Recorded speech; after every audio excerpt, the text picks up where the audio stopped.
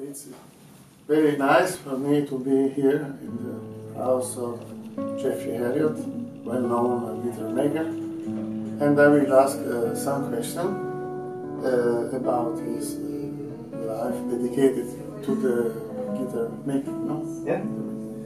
So, Jeff, when did you realize that you would like to be a guitar maker?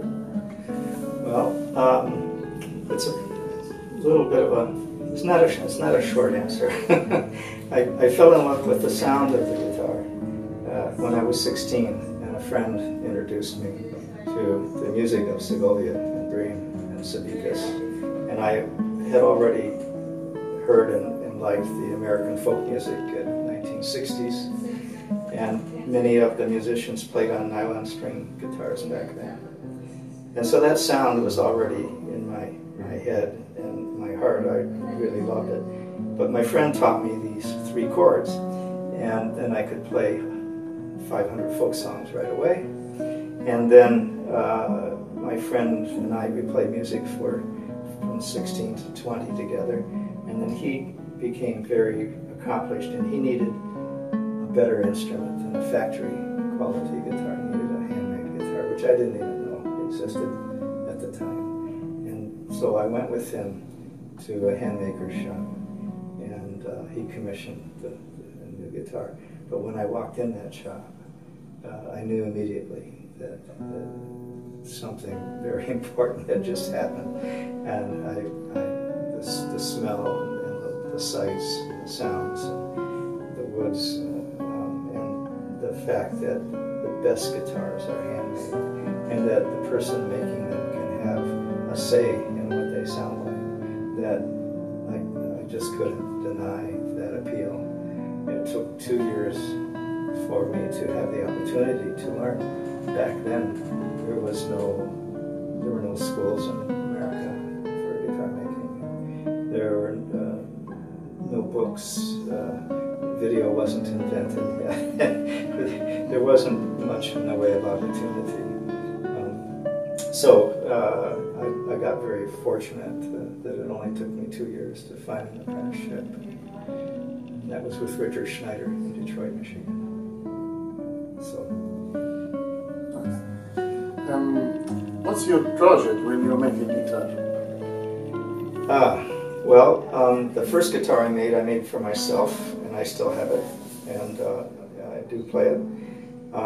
But every instrument since then was a commission from an individual who had a specific expectation, and they have a sound in their head that I'm trying to understand and that I'm trying to provide for them in a guitar. So each one is going to be different for that reason, and it's going to be different anyway, because we can't actually replicate anything with these instruments. You can come close, you can be similar, but you can't be exactly the same, even if you try. So my job is to understand the sound that they have in their head and what they want and what they're going to do with it, the direction they're going with that, and try to select the correct materials that are going to be most likely to provide that, and maybe change the design if necessary, but try to achieve the guitar that they're expecting. It's also has to be one I want to make, I do, and those are the commissions I accept. So each one's a little different intentionally.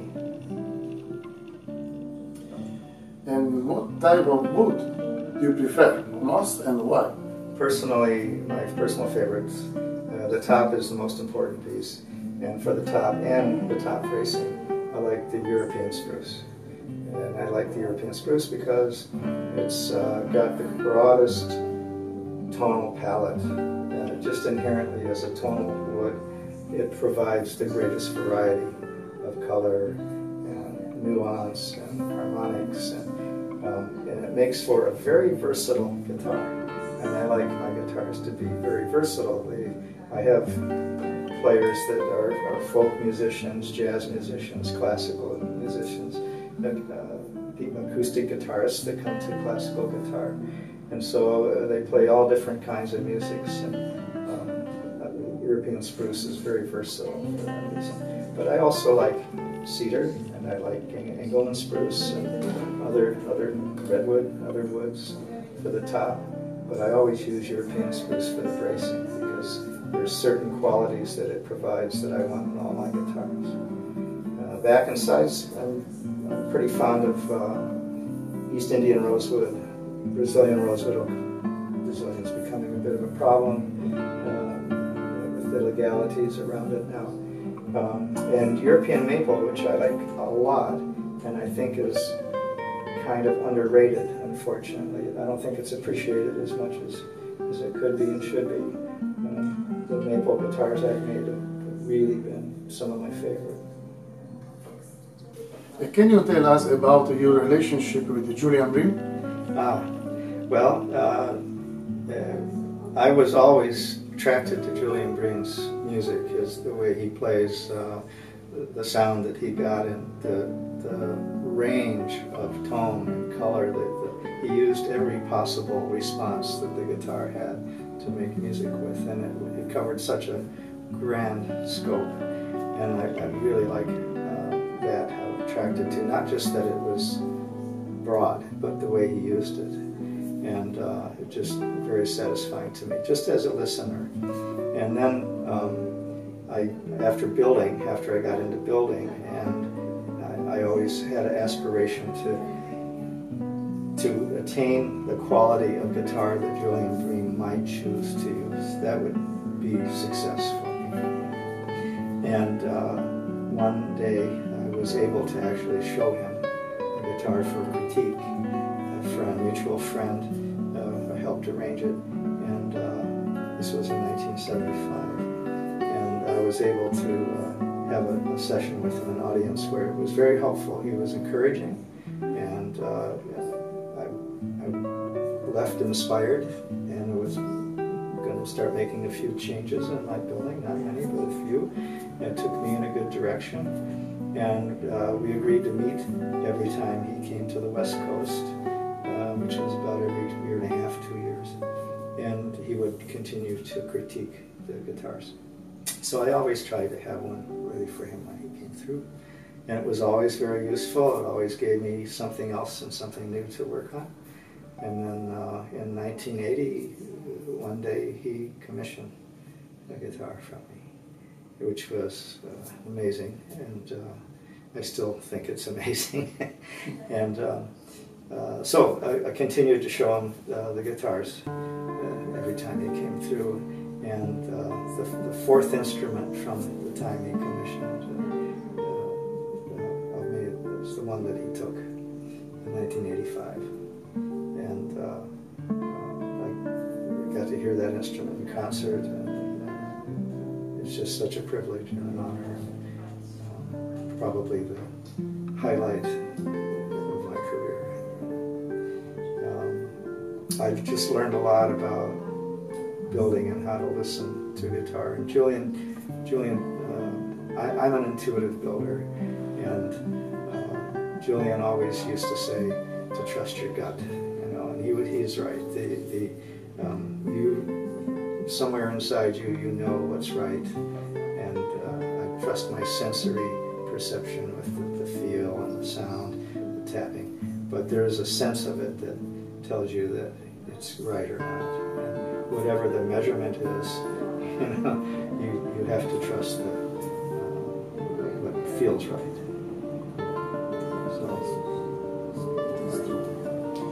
So what do you expect from the sound of the guitar? I like all my guitars. I'm building for these individuals, and they have an expectation about the personality of the instrument, or a forte it might have, that it does for their application. But all of my guitars, I want to have certain criteria met, and they need to be loud and project well in a concert hall. They have to be clear and have really good separation, very even, very balanced response, both up and down and across the fretboard, and have good sustain. the most important aspect, though, is this appeal, the element of appeal in the sound. It's not a tangible thing. It's not as easy to point to and say, well, this isn't as even or balanced. You can hear that, but it's hard to define the thing that's attractive in the sound. And that's the mysterious part of it, I guess. But that needs to be there for me. Otherwise, it's just very static, very technical, very clinical sounding. Yes, Yeah. of course.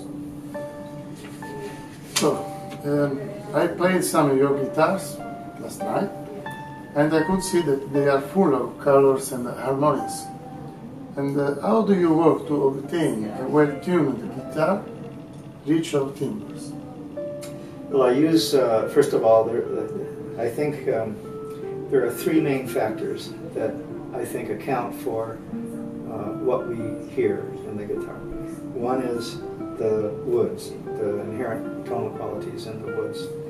And one is the design of the instrument, the architecture, the internal construction. And the third one is the maker themselves. And that's that personality behind the chisel, so to speak. And everybody is different, so that element's always going to be different, no matter who's building the same design, same woods, that other element's going to be different. We can't help it, but part of ourselves get into that work. Whatever our intention is, even if you don't intend it to happen, it's going to happen. But I use mainly traditional woods, and have the intention of this criteria list that I gave you. And the design I use is the very traditional Torres Hauser style 7-fan brace design, based on the work of Torres, Antonio Torres, and Herman Hauser Sr. The three guitars that most impress me, taken together, kind of comprise the basis of the sound that's in my head, are the 37 Hauser of Segovia's, the 73 Romaneos of Bream's, and an 1856 Torres that Pepe Romero owns. And those three together have a character, a total character, that is the nucleus of the sound that seems to be in my head that I'm always chasing with my instruments and my work. And I think that the design, it goes a long way towards having that consistency in the response, the nature and the character of the guitars that I make. Thank you very much. It was very nice to meet you and very interesting for me to see your wonderful work and your wonderful activity, and I wish you all the best and a lot of future wonderful guitars. Well, thank you very much, Luciano. I very much enjoyed your visit.